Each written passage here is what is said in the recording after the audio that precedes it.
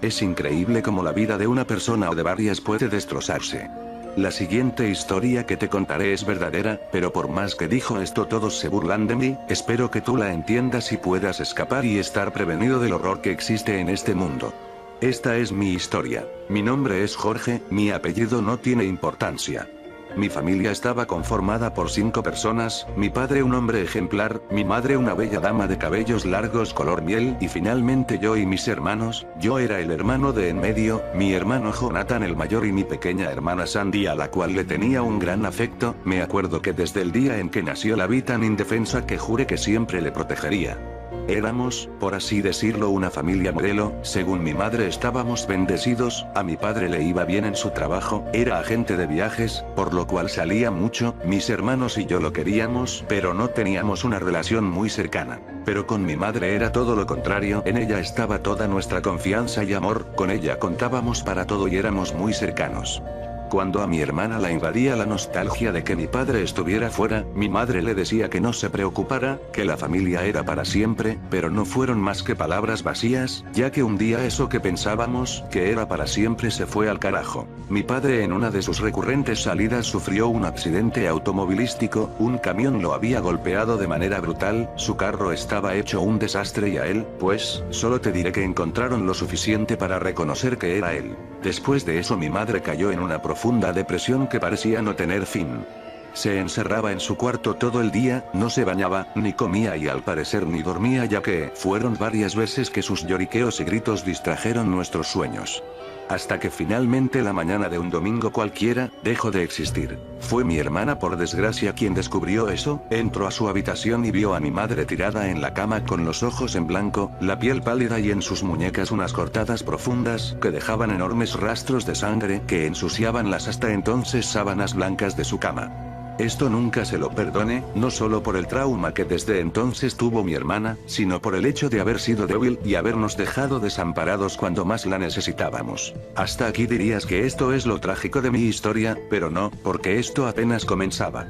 Al morir nuestros padres fuimos llevados temporalmente a un orfanato, esto mientras las autoridades correspondientes encontraran a un familiar cercano a nosotros para que pudiera hacerse cargo. Pero nuestros padres nunca tuvieron a nadie cercano de ningún miembro de la familia, ni nuestros abuelos y tíos se quisieron hacer cargo de nosotros, pero hubo alguien que para nuestra buena o mala suerte aceptó. Era el tío Hugo, el único hermano de mi padre el cual vivía muy alejado de los suburbios, más específicamente en un pequeño pueblo en las montañas al norte de esta región. Él aceptó, hasta la fecha no sé por qué. No tardamos mucho en que fuéramos enviados a la dirección donde vivía el tío Hugo.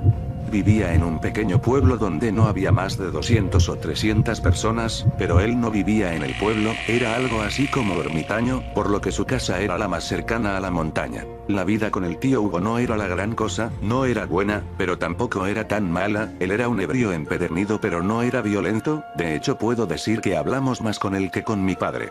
En cuanto a nosotros, bueno, yo apenas había entrado a la preparatoria, mi hermana seguía en cuarto de primaria y a mi hermano mayor ya solo le faltaba un año para salir de la preparatoria. Entramos a las escuelas del pueblo, no estaban tan mal pero fue difícil acostumbrarnos y socializar con las personas, sobre todo a mi hermana, que gracias al trauma causado por mi madre era temerosa y con muy poca seguridad consigo misma y sus compañeros la hacían a un lado. Pensábamos que no aguantaríamos ni 2 meses en aquel hogar, pero para mi sorpresa ya habían pasado casi 9 meses. En algunos de esos meses por mi preparatoria comenzaron a aparecer unos volantes pegados en las afueras, que mostraban niños perdidos en ese pueblo. Al parecer una cantidad considerable de niños habían desaparecido, por lo cual Hugo nos había dicho a Jonathan y a mí que cuidáramos a nuestra hermana, por lo cual mi hermano y yo acordamos turnarnos para ir por ella a su colegio ya que Hugo iba por ella pero por su forma de vida se puso enfermo y debía ir frecuentemente al doctor. Esto también obligó a mi hermano mayor a buscar un trabajo de medio tiempo porque Hugo ya no era tan vivaz como antes. El día de la tragedia comenzó como un viernes cualquiera, estaba nublado y parecía que en cualquier momento podía llover. Yo esperaba afuera de la escuela de mi hermana hasta que oí sonar el timbre, esperé unos minutos y vi salir a mi hermana como de costumbre con la mirada baja. Era increíble pensar que hasta ese momento no había hablado con nadie, pero no la culpaba.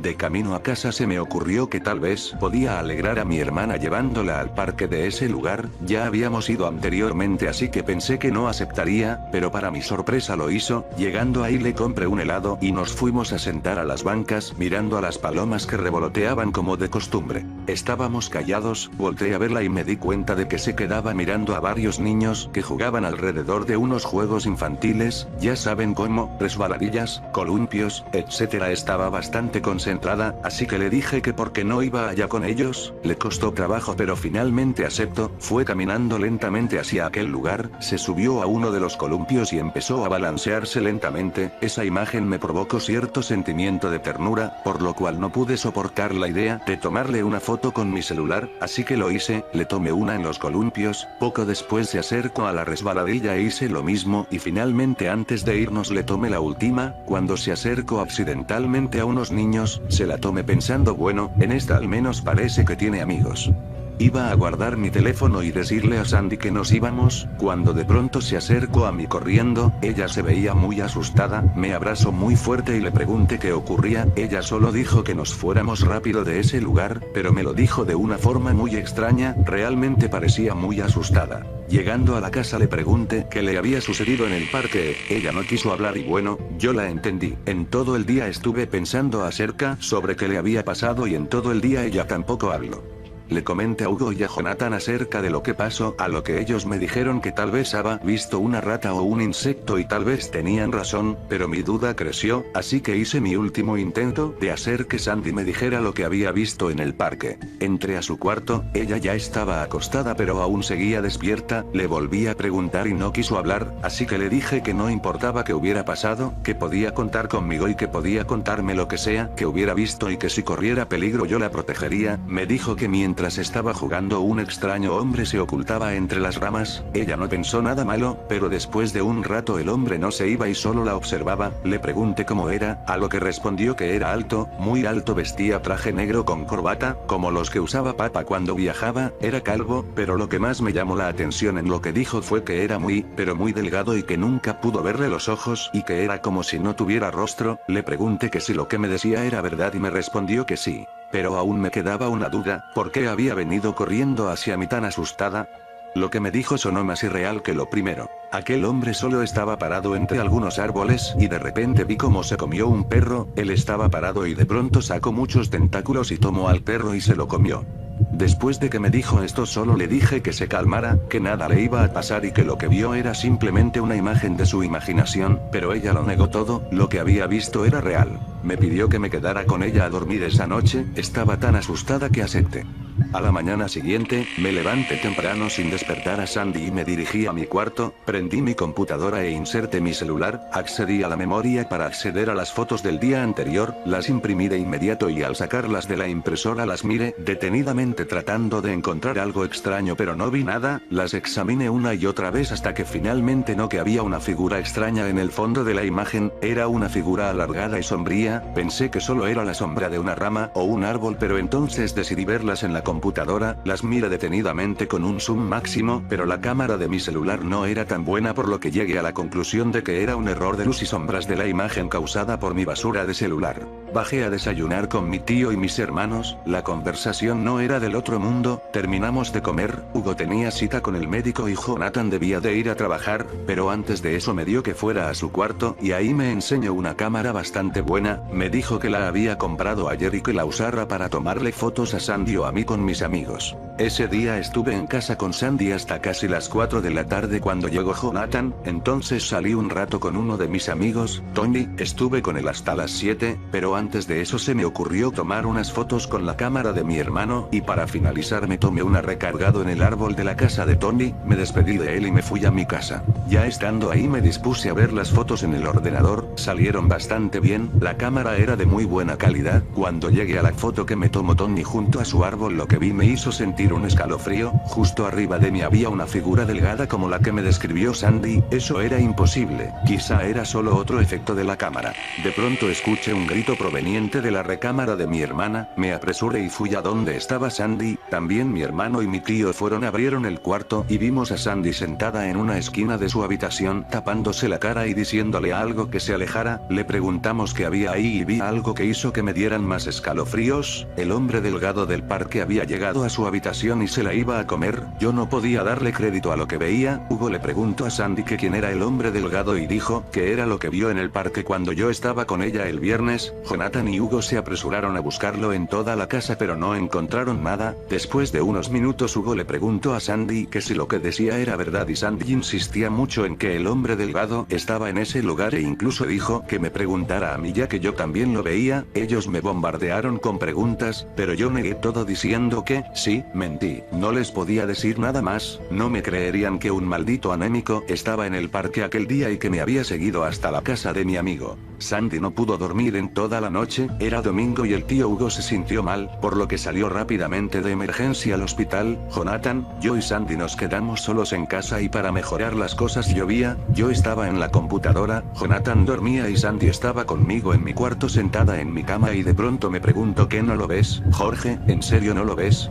Él está ahí, me quiere a mí y lo peor es que nadie me cree. Al oírla la culpa me invadió. Le dije yo sí te creo pero entiende que es difícil pensar que algo así exista. Ella solo me dijo llorando pero sí existe. Alzó su mirada y vio la foto que me había tomado Tony en su árbol y dijo: es él, Jorge, es él. Es el hombre delgado, ¿qué no lo ves? ¿Qué no lo ves? Él está ahí, tú sí lo viste, no mientas, dijo llorando y reclamándome. Yo no podía ocultarlo, sí, lo veo, pero es una sombra, solo una sombra. Ella me insultó y se fue corriendo. Ella estaba molesta. Yo el que dijo que le creía, que la protegería no la apoyé cuando mencionó que aquel hombre estaba ahí. Corrí al cuarto de Sandy, llamé a la puerta pero no hubo respuesta. El ruido provocó que Jonathan despertara y con enojo me preguntó qué pasaba. Le expliqué. Él llamó a la puerta pero Sandy no respondía. Cuando de pronto oímos a Sandy gritar, comenzamos a golpear la puerta con fuerza y Sandy seguía llamándonos. Jonathan pateó la puerta hasta que ésta se abrió, la luz se fue, no podíamos ver nada, solo escuchar los gritos de mi hermanita. De pronto algo jaló a mi hermano dentro de la habitación y cerró la puerta. Los gritos se oían más fuertes, ahora eran los de mi hermano también. Yo intentaba abrir la puerta, pero no abría. Los gritos eran cada vez más fuertes, eran gritos de miedo y de dolor. Los de mi hermana dejaron de sonar al igual que los de mi hermano. La puerta se abrió, no tardé en entrar al cuarto, estaba oscuro, el cuerpo de mi hermano estaba en el suelo, traté de levantarlo y noté que susurraba algo. Él se la llevó, eso se la llevó, pisé un charco y algo me tomó del cuello, algo se enrolló a mi cuello, era como un tentáculo sin ventosas. Abrí los ojos y alcancé a ver al hombre delgado del parque. Los tentáculos salían de su espalda y no tenía rostro, no tenía boca ni